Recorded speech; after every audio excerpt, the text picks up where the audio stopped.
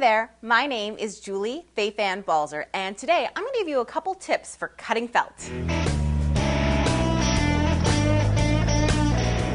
So you want to cut some felt. Now what I have here is I just have a piece of regular acrylic craft felt, and the same would hold true if you're using wool felt or any other kind of felt, okay?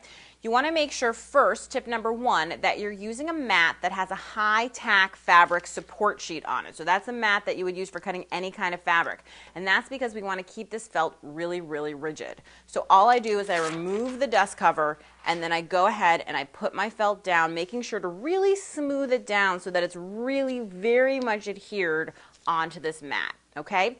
Tip number two is you'll notice that there's a little F right here on this blade holder, and that's because I have a dedicated fabric blade and blade holder as opposed to my paper blade and paper blade holder, and that's really important to getting a really nice clean cut.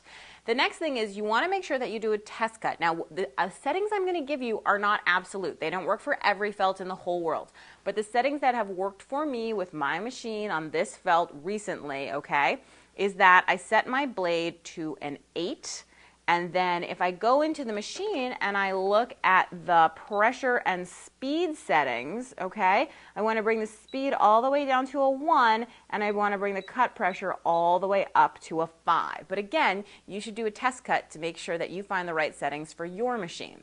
So once that's all set, I can simply take out my paper blade and I can put in my dedicated fabric blade, which I know is going to be nice and sharp.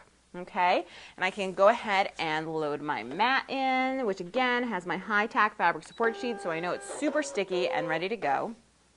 And then my next tip is choose a simple design. A simple chunky design is really going to work much better for cutting felt. So I have a design picked from the machine here. It looks great. I'm going to go ahead and scan my felt in so that I can make sure that I place it perfectly.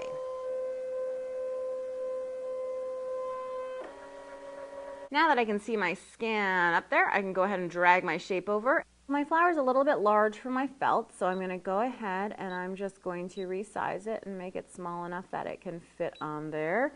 And then I'm going to drag it into place. I'm going to say okay. I'm going to say okay. I'm going to hit cut, and we're ready to cut.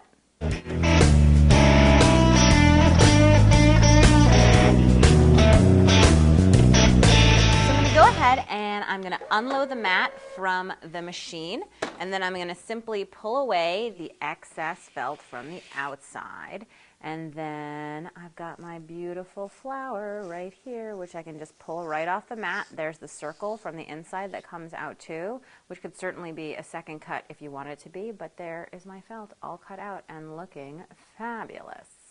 One last tip before I go. In order to get rid of all these little blue fuzzies, I just take a baby wipe and I'm going to go ahead and I'm going to rub onto the mat, especially in a circular motion. And what you'll see is all those little fuzzies transfer onto your baby wipe and off of your mat, and it's ready to use another time as soon as it dries.